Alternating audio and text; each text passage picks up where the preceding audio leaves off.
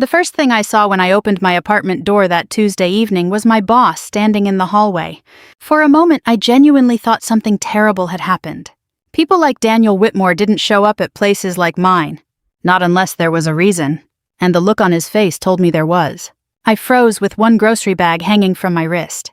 He glanced past me into the apartment before quickly looking away, almost as if he felt guilty for seeing it. "Emma," he said quietly, "you weren't at work today." I stared at him. Out of all the things I expected after missing a shift for the first time in nearly 4 years, this wasn't one of them.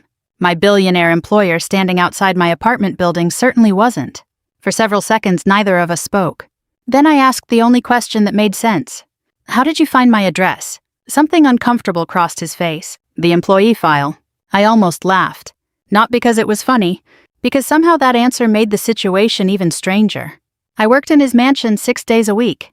I cleaned rooms bigger than my entire apartment. I changed fresh flowers in guest suites that nobody used. I folded towels that cost more than my monthly grocery budget. Yet until that moment, I wasn't entirely sure Daniel Whitmore knew my last name. And now he was standing outside my front door, looking worried, looking confused, looking like he had just discovered something he didn't understand. The irony wasn't lost on me. But that moment didn't begin on Tuesday. It began years earlier. Because people rarely notice someone like me until something goes wrong. And my entire life had been built around making sure nothing went wrong. My name is Emma Carter. I'm 31 years old. I clean houses for a living. Not because it was my dream. Not because I lacked ambition. But because life doesn't always ask what your plans are before changing them. 5 years earlier, I had been halfway through a nursing program. I loved it. The long hours. The responsibility. The feeling that I might someday help people during the worst moments of their lives. Then my mother got sick. Everything changed after that. Hospital visits became daily routines. Bills multiplied. Classes disappeared from my schedule one by one. I told myself it was temporary. Most people do when life starts taking things away. Temporary became permanent. My mother died 18 months later. My father had already left years before. That left only me and my younger brother Tyler. And Tyler wasn't doing well. Grief hit him differently. While I buried myself in work, he buried himself in addiction. For 2 years, I watched someone I loved disappear in front of me. There are few pains worse than loving someone who is slowly becoming a stranger, especially when they're still alive. I worked multiple jobs, skipped meals, sold things I couldn't afford to replace. Anything to keep us afloat. Anything to keep him alive. Eventually, I found steady work working for Daniel Whitmore. The pay wasn't extraordinary, but it was reliable. And reliability becomes precious when life has already taken enough from you. So I built a routine. Wake up before sunrise. Take the bus. Work. Come home. Pay bills. Check on Tyler. Sleep. Repeat. Day after day. Month after month. Year after year. Some lives are built from milestones. Mine was built from survival. At work, most people knew me as dependable. The woman who never complained. Never called in sick. Never arrived late. Never caused problems. People often mistake quiet endurance for strength. The truth is more complicated. Sometimes you're not being strong. Sometimes you're simply too tired to fall apart. The Whitmore estate ran like a machine. Everything polished. Everything organized. Everything controlled. Daniel expected excellence from everyone around him. Surprisingly, he expected it from himself too. That was one reason people respected him. He wasn't arrogant. Distant, yes. Demanding, certainly. But not cruel. Most days I barely spoke to him. I preferred it that way. Invisible people survive longer. At least that's what I used to believe. One Friday afternoon, a young employee named Kevin accidentally damaged an expensive antique vase. The color drained from his face instantly. I understood why. His wife was pregnant. He'd spent weeks talking about the baby. One mistake could cost him his job. I saw panic spreading through him. The kind of panic that comes from knowing you can't afford bad news. Before management arrived, I quietly stepped forward. "I bumped the cart," I said. Kevin looked at me in shock. "So it was your fault?" the supervisor asked. I nodded. The supervisor sighed heavily. The cost would be deducted from future bonuses. It hurt. But not as much as unemployment would hurt Kevin. Afterward, he found me in a hallway. "Why would you do that?" I shrugged. Because there was no simple way to explain. Because I knew what desperation looked like. Because somebody had once helped me when they had no reason to. Because kindness is often the only thing standing between survival and collapse. "You didn't have to," he said. No, I replied. But neither did the people who helped me. That should have been the end of it. But apparently someone else had witnessed the exchange. The following week I noticed Daniel watching me. Not constantly. Just enough to make me uncomfortable. The first time I caught him looking, he immediately returned to his paperwork. The second time he asked a strange question. Why did you cover for Kevin? I kept folding linens. Because he needed the job. You could have been blamed.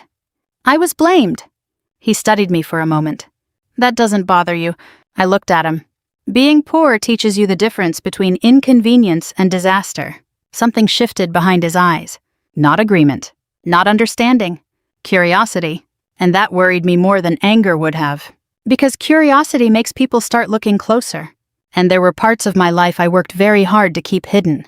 That night after my shift ended, I returned home and found Tyler asleep on the couch. A recovery booklet rested on his chest. For the first time in months, he looked peaceful. I stood there watching him. Exhausted, hopeful, terrified. Recovery isn't a finish line. It's a daily decision. One bad day can undo years. I knew that. He knew that. Neither of us talked about it much. Some fears become too familiar for words. I covered him with a blanket and sat beside the window.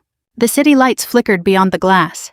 People were rushing home, meeting families, making plans, living lives that probably looked normal from the outside. I wondered what normal felt like. Then I laughed quietly, because maybe everyone was carrying something invisible. Maybe some burdens just hid better than others. The next morning my phone rang before sunrise. A treatment center. My stomach dropped immediately. The counselor's voice sounded serious. We need to discuss your brother's medication. I closed my eyes. Medication meant money. Money meant choices. And lately every choice seemed to hurt. What I didn't know then was that this phone call would trigger a chain of events that would eventually bring Daniel Whitmore to my apartment door and force both of us to confront truths neither of us were prepared to see. The treatment center called again 2 hours later. I was standing in a supply room at work when my phone vibrated. Normally, I never answered personal calls during a shift. That day felt different. The counselor explained that Tyler's medication plan needed to change. The new treatment offered better long-term results. Unfortunately, it was also significantly more expensive. I thanked her, hung up, and stared at the shelves in front of me. For several seconds, I couldn't move. I already knew what the numbers looked like. I already knew there wasn't room in my budget. Not unless something else disappeared. Again. Life had become a constant negotiation between necessities. Pay this bill. Delay that one. Fix this problem. Ignore another. Eventually, every choice starts feeling like a small surrender. I finished my shift without mentioning any of it. No one needed to know. No one could solve it anyway. That evening, I sat at my kitchen table with a calculator, unpaid bills, and a notebook that had become my unofficial survival manual. I had pages filled with numbers. Rent. Utilities. Transportation. Groceries. Treatment costs. Every dollar already had an assignment. Every dollar already belonged somewhere. There was nothing left. I checked the figures 3 times. Then a 4th. As if mathematics might suddenly become compassionate. It didn't. Across the room, Tyler noticed the expression on my face. What's wrong? Nothing. He gave me a look. We both knew that answer was useless. After a moment, I told him about the medication. His shoulders immediately tightened. The guilt arrived before the words did. It always did. We can't afford that. I hated hearing him say we. Because most of the time he meant me. And most of the time he blamed himself. We'll figure it out. Emma. We'll figure it out. He looked away. For several seconds, neither of us spoke. Then he quietly said something that hurt far more than any bill. You know you're allowed to stop saving me. The room suddenly felt smaller. I stared at him. At the young man who used to follow me everywhere when we were children. The boy who once believed I could fix anything. The brother who now carried more shame than any person should. No, I said softly. His eyes filled immediately. Not with tears. With exhaustion. There's a difference. I don't know if I'm worth all this. I looked at him for a long moment. Then I answered honestly, some days I don't know either. He blinked. Surprised. Most people think encouragement means pretending everything is easy. Real encouragement is telling the truth. I'm tired, I continued. Some days I'm angry, some days I'm scared, some days I wish life had been different. I swallowed. But I've never once wished you were different. Neither of us spoke after that. We didn't need to. Some conversations end long before the words do. The following week became one of the hardest months of the year. I started taking extra shifts wherever I could find them. Early mornings, late evenings, weekends, days blurred together. My body adjusted before my mind did. That's another thing people don't talk about. Human beings can survive almost anything temporarily. The danger comes when temporary becomes normal. At work, I noticed small changes. Daniel asked more questions. Nothing intrusive, nothing inappropriate, just unusual. One afternoon, he saw me carrying cleaning supplies down a staircase. I thought your shift ended an hour ago. I'm covering another section. Why? I smiled politely. Because the section needs to be cleaned. His expression suggested he knew that wasn't the real answer.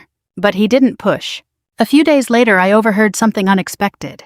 I was arranging flowers near the dining room when Daniel and his fiancée Vanessa entered from the opposite side. Neither noticed me. Vanessa was discussing an upcoming charity gala. It'll be excellent publicity. Daniel frowned. Publicity for what? For the foundation. For helping people, she laughed lightly. No, for visibility. The answer hung in the air. Something about it bothered me. Not because charity events were bad, but because she sounded more interested in being seen helping than actually helping. A few minutes later, they left. I continued arranging flowers, yet I couldn't stop thinking about the conversation. People reveal themselves in small moments. Not the speeches, not the photographs, the moments they don't realize anyone is listening. A week later, I received another unexpected reminder of that truth. One of the elderly women in my apartment building knocked on my door. Mrs. Alvarez, 78 years old, widowed, living alone. She held a small container wrapped in a towel. I made soup. You didn't have to. I know. She smiled. That's why kindness matters. Because nobody has to. Inside the container was enough food for several meals. I thanked her repeatedly. Before leaving, she squeezed my hand. You take care of everyone else. I laughed softly. Not everyone. Too many. The words stayed with me long after she left. Too many. Maybe she was right. Maybe I had spent so many years carrying responsibility that I no longer knew how to set it down. Maybe I didn't even know who I was without it. That thought unsettled me. Because if helping people became your entire identity, what happened when they no longer needed help? A few days later, something happened that changed everything. Tyler missed an appointment. Then he missed another. At first, I assumed it was a misunderstanding. A scheduling problem. A simple mistake. But deep down, I recognized the warning signs. Fear settled into my stomach. Recovery rarely collapses all at once. It usually begins with small absences, small lies, small retreats. The next evening, I found him sitting alone on the apartment steps outside. His face looked older somehow, defeated. Before I could speak, he shook his head. I'm struggling. Honesty. Painful honesty. The most important kind. I sat beside him. For several minutes, we watched traffic pass. No speeches. No solutions. Just silence. Eventually, he spoke. I'm scared I'll become that person again. I understood immediately. Not the addiction. The shame. The version of himself he couldn't forgive. You're not that person. What if I am? I thought carefully before answering. Then I said something I wished someone had told me years earlier. The worst thing you've ever done isn't the whole story of who you are. He stared ahead, listening. So what am I then? I looked at him. A man trying. His eyes dropped toward the sidewalk. For the first time all evening, some of the tension left his shoulders. Trying. Sometimes that's all recovery is. Sometimes that's all healing is. The next morning I woke up with a fever. By afternoon I could barely stand. For 4 years I had never missed work. Not after my mother's funeral. Not during snowstorms. Not after sleepless nights. Never. But this time my body made the decision for me. I called the estate. The supervisor sounded shocked. Emma, are you okay? I'll be back tomorrow. Take the day.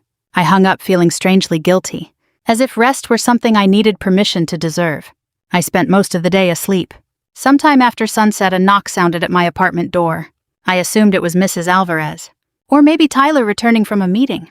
Instead, when I opened the door, I found myself staring into the last face I expected to see. Daniel Whitmore, standing alone in the hallway, looking concerned, looking uncomfortable. Looking like a man who had just stepped into a world completely different from his own.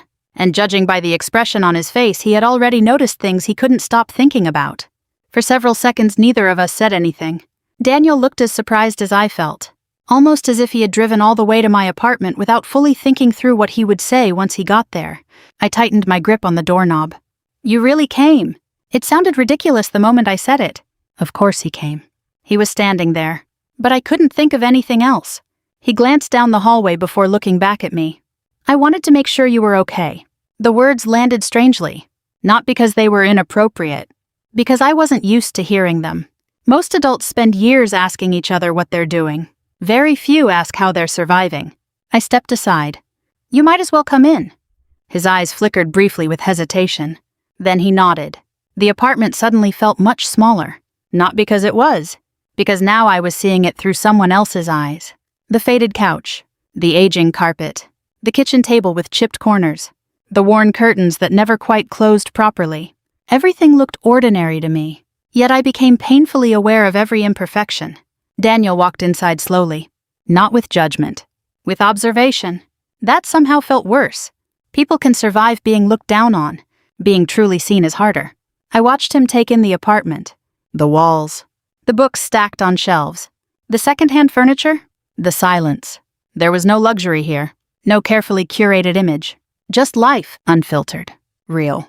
Tyler emerged from the hallway a few moments later. The surprise on his face nearly made me laugh.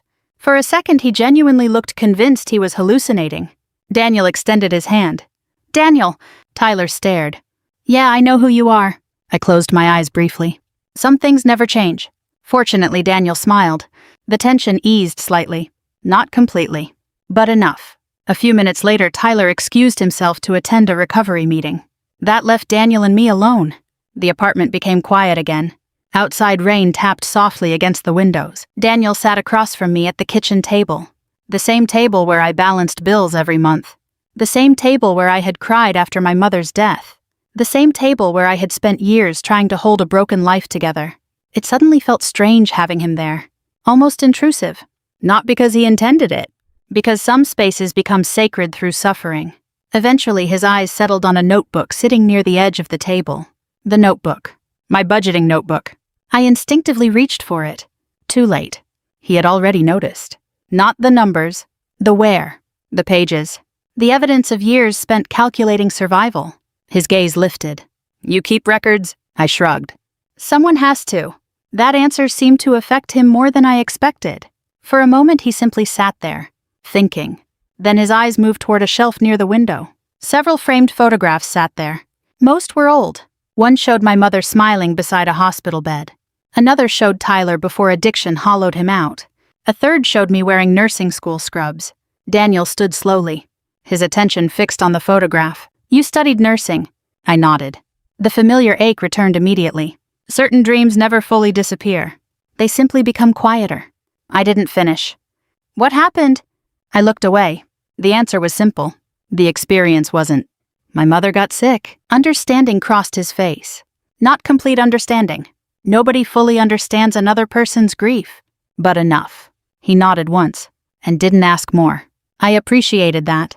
The strongest people I know aren't the ones who always know what to say. They're the ones who know when not to speak. For a while we talked about ordinary things. Work. The city. Tyler's recovery.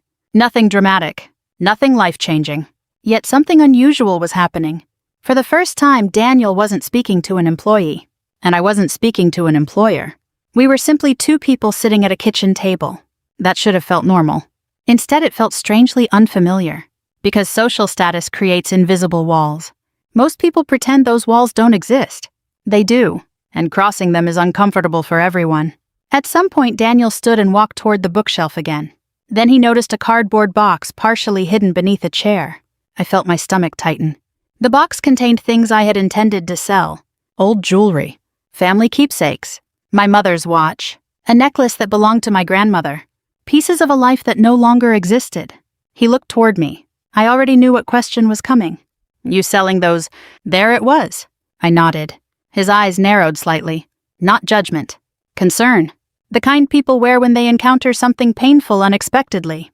Medical expenses. I smiled weakly. You learn quickly. The room fell silent. Neither of us moved. Then something happened that surprised me. Daniel looked genuinely ashamed. Not for me. For himself, as if seeing my reality was forcing him to confront something uncomfortable inside his own. Finally he spoke. I had no idea. I laughed softly. There wasn't bitterness in it, only truth. Most people don't. He looked around the apartment again, this time differently. Not observing, understanding, or at least trying to. His gaze landed on a small stack of envelopes sitting near the counter. Thank you cards. Handwritten notes. Nothing important, at least not financially. One had slipped partially open. He noticed a few words. Thank you for the groceries. Another. Thank you for helping with my prescriptions. Another. I don't know what I would have done without you. He picked one up carefully, not reading it fully, just enough. Then he looked at me, confused. What's this? I suddenly felt embarrassed, ridiculously embarrassed. The same way some people feel when receiving compliments. It's nothing. Emma, I sighed. Some of the older residents in the building need help occasionally. You buy their groceries? Sometimes. With what money? I laughed again. That question was almost funny, because it was the wrong question. Kindness doesn't begin after people become wealthy. Most kindness happens while people are struggling too. A little here, a little there.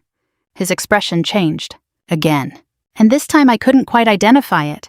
Respect, maybe, or guilt, or admiration mixed with sadness. I wasn't sure. Then his eyes landed on something I had forgotten was still sitting on the counter. A folded piece of paper. My chest tightened immediately. I stood. Too late. He had already picked it up.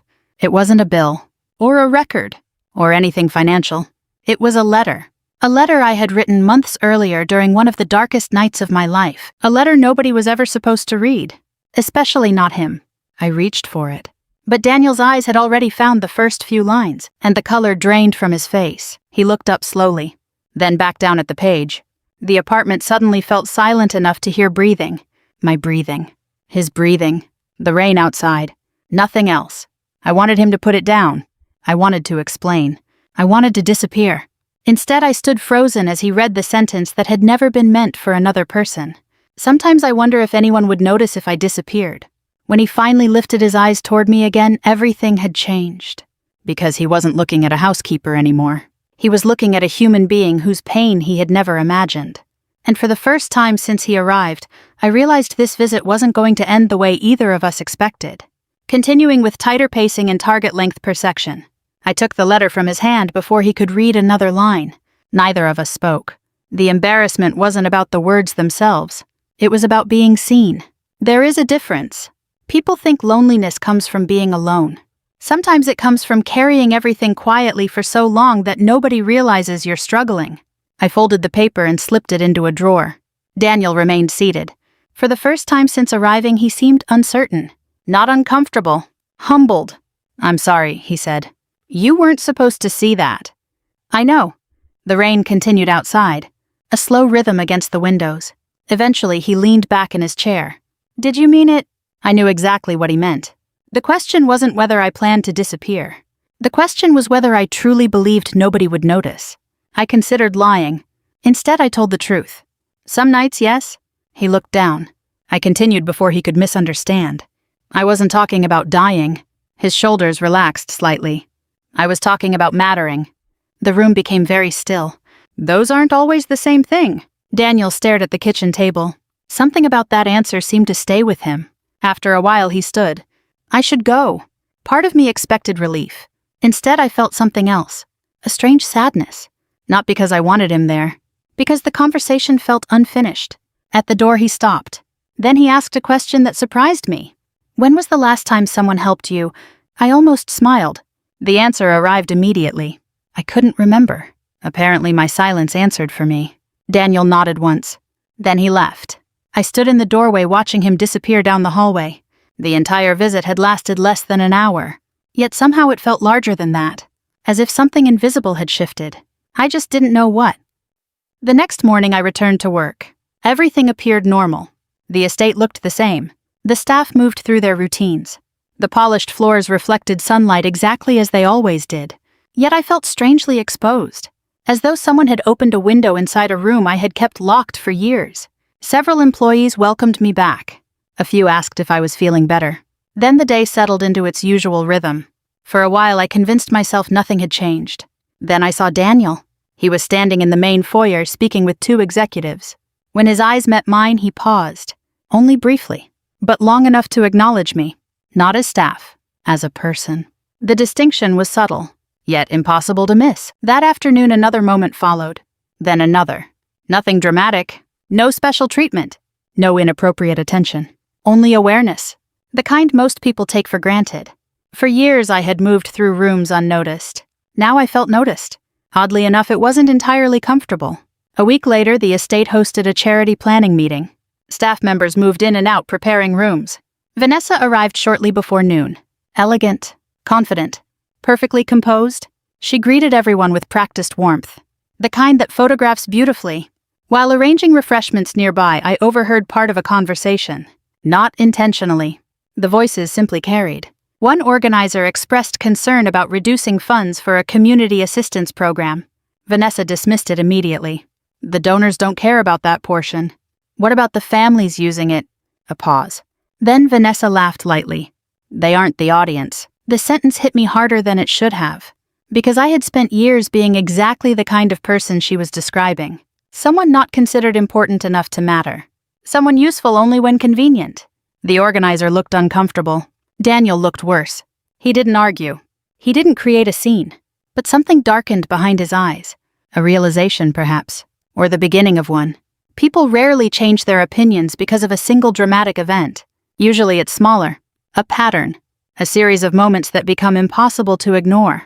That evening, as staff finished cleaning, Kevin approached me, the employee I had protected months earlier. My wife had the baby. I smiled immediately. Healthy. Very. His face lit up. Then he handed me a photograph. Tiny fingers. Tiny face. A tiny human being wrapped in a blanket. I laughed softly. She's beautiful. She is. For a moment, he looked emotional. Then he surprised me. You helped make this possible. I frowned. No, I didn't. You did. He shook his head. If I'd lost that job, he didn't finish. He didn't need to. Sometimes consequences continue long after we stop seeing them. After he left, I sat alone in the employee break room for several minutes, looking at the photograph, thinking, life is strange. Most people never realize how often they affect others. A small kindness here, a moment of patience there. Years later, the impact is still moving through someone else's life, like ripples, invisible but real. The thought stayed with me all weekend. Then Monday arrived, and everything changed again. Late that afternoon, I was asked to bring documents to Daniel's office. Nothing unusual. I knocked, entered, placed the folder on his desk. But before I could leave, he spoke. Emma. I turned. He hesitated, as though choosing his words carefully. Then he opened a drawer and removed a file. Medical assistance programs, scholarships, recovery support organizations, resources, pages and pages of them. I stared, confused. What is this? Information. For who? For your brother. I froze, immediately defensive. Not because I was angry, because pride can become a survival mechanism. I didn't ask for help. I know. The answer came gently, without judgment, without pressure. I just thought you should know these exist. For several seconds I couldn't speak. Part of me wanted to refuse. Another part felt exhausted from carrying everything alone. Finally, I accepted the folder. Nothing more. Nothing less. As I turned toward the door, Daniel quietly said something that followed me all the way home. You've spent years helping everyone around you. I looked back. His expression was thoughtful, almost sad. Don't make the mistake of believing that means you have to do everything alone. For the first time in a very long time, I didn't know how to respond. And that frightened me more than any problem money could solve. The folder sat untouched on my kitchen table for 3 days. Every time I walked past it, I felt the same conflict. Gratitude, embarrassment, resistance, hope. I wasn't used to receiving help. Receiving help requires admitting you need it. And after years of surviving on my own, that admission felt strangely dangerous. On Thursday night, Tyler finally pointed at the folder. You going to look at that? I already know what's inside. No. He shook his head. You know what you think is inside? I stared at him.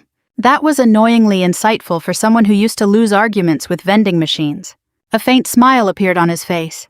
The first genuine smile I'd seen in weeks. Eventually, I sat down and opened it. Page after page. Recovery grants, support foundations, medication assistance programs, transportation aid, programs I had never heard of, resources I had never had time to search for. I felt something uncomfortable tightening in my chest. For years I had been fighting every battle alone, not because I wanted to, Because I assumed I had to. That night I submitted 3 applications. Not all of them would work. Maybe none would. But for the first time in a long time, I wasn't staring at a wall. I was staring at a door. Sometimes that's enough. 2 weeks later, Daniel's engagement party approached. The event was smaller than a wedding, but large enough to attract attention. Business leaders, family friends, investors, politicians, the kind of people whose names appeared in magazines. Staff spent days preparing. Everyone wanted perfection, especially Vanessa. She managed details relentlessly. Flowers, lighting, menus, guest lists. Everything had to create the right image. The word image appeared so often that I eventually stopped hearing it. Until one afternoon, a representative from one of Vanessa's charitable projects arrived unexpectedly. The woman looked stressed. They stepped into a conference room. The door didn't close completely. I wasn't trying to listen. But certain conversations find you. We need the funding approved. Vanessa sounded irritated. We already discussed this. The shelter can't operate without it. A pause. Then came the sentence. The gala budget takes priority. The representative looked stunned. You're redirecting funds. It's temporary. The families were promised support. Vanessa's expression hardened. Families don't attract donors. Silence. Then the woman left. I remained frozen outside the room, my stomach sinking. Not because I was shocked, because I finally understood something. Compassion and appearance can look identical from a distance. Up close, they're completely different. When I glanced through the glass, I noticed someone else standing at the far end of the hallway. Daniel. He had heard enough. Maybe not everything. Enough. His face gave nothing away. Yet something about him looked tired. Not physically. Emotionally. Like a man discovering cracks in a foundation he once trusted. The following week brought unexpected news. One of the assistance programs approved Tyler's medication support. Almost 80% coverage. I read the email 3 times before believing it. Then I handed the phone to Tyler. He read it, sat down, and cried. Not loudly, not dramatically, quietly. The kind of tears that come when someone has been carrying fear for too long. I sat beside him. Neither of us spoke. Some victories deserve silence. Finally, he wiped his eyes. Maybe I actually have a chance. I looked at him. You always had a chance. No. He shook his head. I had you. The distinction nearly broke my heart, because I understood exactly what he meant. For years, survival had depended on sacrifice. Now, for the first time, survival might depend on something healthier. Support. Community. Hope. The realization stayed with me. And so did another thought. If Daniel hadn't shown up at my apartment that night, none of this would have happened. That truth made me uncomfortable, because I didn't want my future to depend on being rescued. But maybe there was another way to look at it. Maybe nobody succeeds entirely alone. Maybe strength isn't refusing help. Maybe strength is knowing when to accept it. 3 days before the engagement party, I stayed late organizing inventory. Most staff had already gone home. The estate was unusually quiet. As I walked past the library, voices stopped me. Daniel and Vanessa. The door was slightly open. I wasn't trying to eavesdrop. Then I heard my name. I froze. Your housekeeper, Vanessa asked. Daniel's voice remained calm. What about her? You're spending an unusual amount of time worrying about employees. A pause. Then she laughed lightly. Especially that one. Something about her tone made my stomach turn. Daniel didn't answer immediately. Finally he spoke. She's been through more than most people I know. Vanessa shrugged. So have lots of people. The dismissal felt effortless, automatic, as if suffering only mattered when it belonged to someone important. Daniel's next words were quieter and far more revealing. No, most people haven't. The silence that followed felt heavy, not angry, honest. For the first time I realized this wasn't about me. Not really. I was simply the contrast. The difference between what Daniel believed he valued and what he was actually seeing. A mirror he never intended to look into. A few moments later, I slipped away unnoticed. But one realization followed me home. The engagement wasn't in trouble because of another woman. It was in trouble because the truth was becoming impossible to ignore. And truth has a way of demanding a decision, even when nobody wants to make one. Daniel called off the engagement 4 days later. Not at the party. Not in front of cameras. Not through lawyers or public statements. Just 2 people sitting across from each other in a private room facing a truth that had been growing between them for months. I didn't witness it. I learned about it afterward. The way most ordinary people learn about extraordinary events.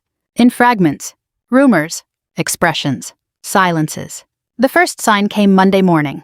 The estate felt different, not chaotic, quiet. Too quiet. Employees spoke in lowered voices, managers looked distracted. Something had happened. By lunchtime, everyone knew. The engagement was over. Nobody knew why. Everyone had theories. Most were wrong. I spent the afternoon cleaning a guest suite and trying not to think about it. Because the truth was uncomfortable. Part of me knew I had become connected to the story. Not romantically, symbolically. And I wanted no part of that. I had enough complications in my life already. That evening, Daniel asked if I had a moment. His office looked exactly the same. The man behind the desk didn't. He seemed exhausted. Not devastated, relieved. There's a difference. Relief arrives when you're finally done pretending. I remained near the door. What did you need? For several seconds, he simply looked out the window. Then he said something unexpected. I spent years believing character was easy to identify. I said nothing. I thought successful people surrounded themselves with good people. He laughed softly. Turns out that's not always true. I understood immediately. Not because he mentioned Vanessa. Because disappointment has a recognizable shape. He wasn't grieving the relationship. He was grieving the illusion. Sometimes that's worse. I didn't end the engagement because of one conversation, he continued. I ended it because too many conversations started sounding the same. The words stayed with me. Too many conversations, too many moments, too many truths. One event rarely changes a life. Patterns do. Eventually, I asked the question, "Are you okay?" The irony made both of us smile. A billionaire CEO sitting in a luxury office. A housekeeper asking if he was okay. Life enjoys strange moments. He considered the answer. Not yet. Honest. That made me respect him more. Most adults become experts at pretending. Very few are willing to admit uncertainty. Before I left, he said something else. Thank you. I frowned. For what? For reminding me what integrity looks like, I almost argued. Then I stopped.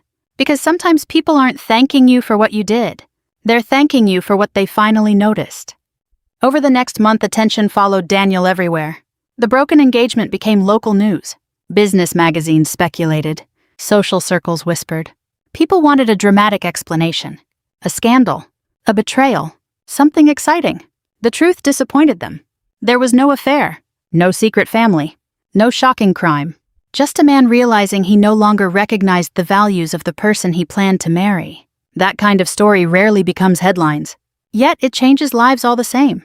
Meanwhile, something unexpected happened in mine. Tyler continued improving. The assistance program stabilized his treatment. His recovery meetings became consistent again. The fear that once dominated our apartment slowly loosened its grip. Not completely. Recovery doesn't work that way. But enough. One evening he returned home carrying a job application. I stared at it. Then stared at him. He laughed. What?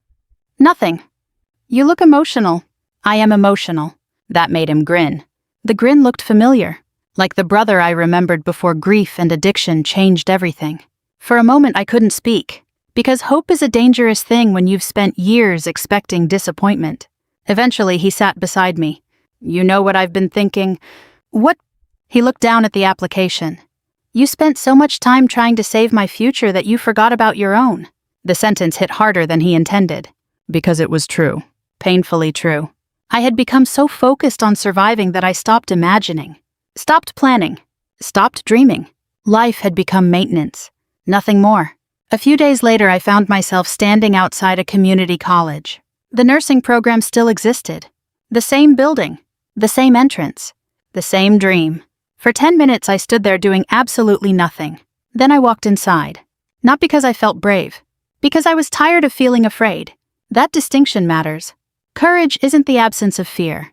It's deciding fear doesn't get the final vote. I spoke with an advisor. Asked questions. Collected information. Nothing dramatic. No immediate enrollment. No unrealistic breakthrough. Just a small step. But after years of standing still, a small step feels enormous. That night I returned home carrying a packet of paperwork. Tyler saw it immediately. His eyes widened. Then he smiled. Neither of us said much. We didn't need to. The packet sitting on the table said enough. For years my life had revolved around sacrifice. Now, for the first time, it included possibility. And possibility can be surprisingly emotional when you've lived without it. The following morning, an elderly knock sounded at my apartment door. Mrs. Alvarez, holding another container of soup. Some traditions never change. She entered before I could protest. Then she noticed the nursing paperwork. Her eyes softened. About time. I laughed. Is everyone secretly managing my life? No. She squeezed my hand gently. Just cheering for it. After she left, I sat alone for a long time, thinking about that sentence. Cheering for it. Maybe that was the biggest lesson of the past few months. Most people aren't looking for heroes. They're looking for evidence that someone sees them. Someone believes they matter. Someone hopes things get better. And sometimes that hope changes everything. The strange thing about healing is that it rarely feels dramatic while it's happening.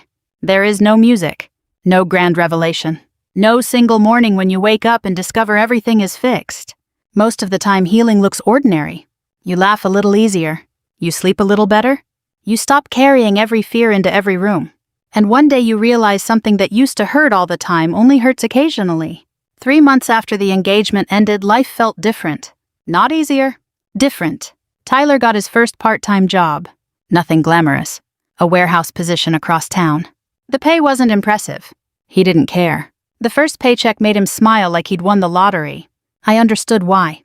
After years of feeling like a burden, earning your own money feels like reclaiming a piece of yourself. The evening he received that paycheck, he placed $20 on the kitchen table. I immediately pushed it back. He immediately pushed it forward. We repeated this ridiculous process 4 times. Finally, he laughed. Emma. No. Emma. No. He shook his head. Then his expression softened.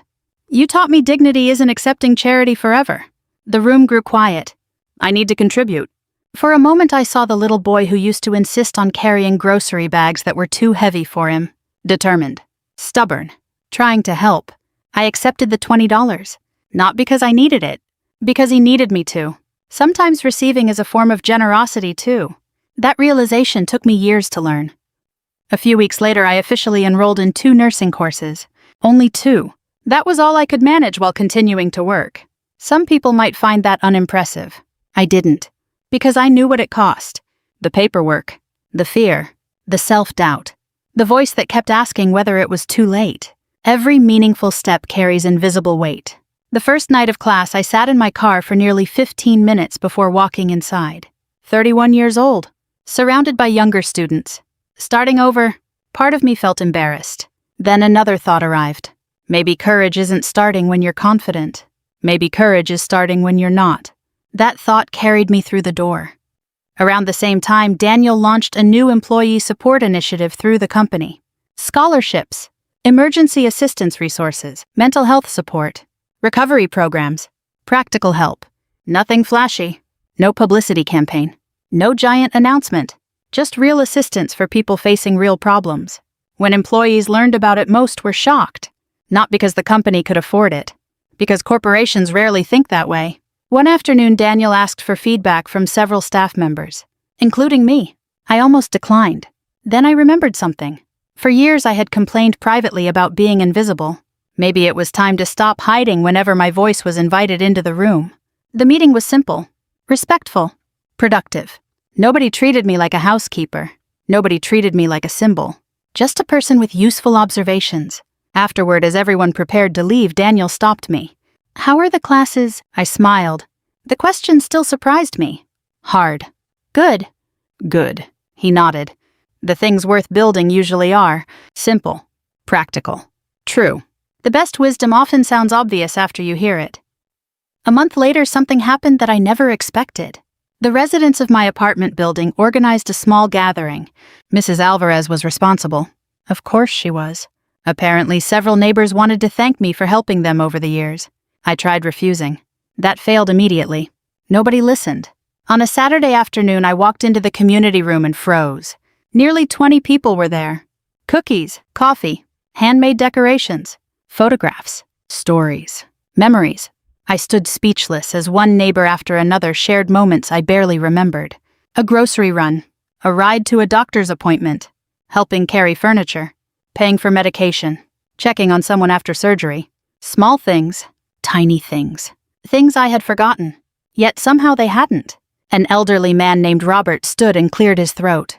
I want to tell you something. The room became quiet. 5 years earlier, his wife had died. He described returning to an empty apartment, eating alone, existing alone. Then one evening there had been a knock on his door. Mine. I had brought soup, stayed 20 minutes, listened. Nothing extraordinary, at least not to me. His eyes became wet. That was the first night I didn't feel completely abandoned. The room fell silent. I looked down immediately, overwhelmed, embarrassed, emotional, all at once, because I genuinely didn't know. That's the truth. I didn't know. Most kindness happens without seeing the ending. You never discover where the ripple stops. You simply throw the stone and keep walking. Then sometimes years later, life lets you see the water. And it's overwhelming. Very overwhelming. When the gathering ended, people slowly drifted home. The community room emptied. Only a few remained. One of them was Daniel. He had arrived quietly near the end, sitting in the back, listening. I walked over. "You came." He smiled. "I was invited." That sounded exactly like Mrs. Alvarez. We stood in comfortable silence for a moment. Then he looked around the room. "You know something?" "What?" He shook his head slightly. "Most people spend their lives trying to become important." I waited. His gaze moved toward the empty chairs. "I think you became important a long time ago." For once I didn't argue. Not because I agreed completely. Because I finally understood what he meant. Importance isn't status. It isn't money. It isn't recognition. It's impact. The quiet, invisible ways we affect other people's lives. The things that remain after we're gone. That night I sat beside my apartment window. The same place where I had once written a letter asking whether anyone would notice if I disappeared. The city lights looked exactly the same. Yet everything felt different. Not because my problems had vanished. They hadn't. I still worked hard. Still worried. Still carried responsibilities. Life remained imperfect. But I no longer felt invisible. I no longer measured my worth by how much I sacrificed. I no longer believed strength meant suffering alone. For years I thought survival was the goal. Now I understood something better. The goal was connection. To help. To be helped. To matter. To let other people matter too. I looked across the room. Tyler was studying. Recovery books beside him. A future in front of him. For the first time in years, both of us had one. And that felt like enough. More than enough. Sometimes the people who change your life don't rescue you. They simply see you. Truly see you. And in a world where so many people feel invisible, that kind of kindness can change everything. The end.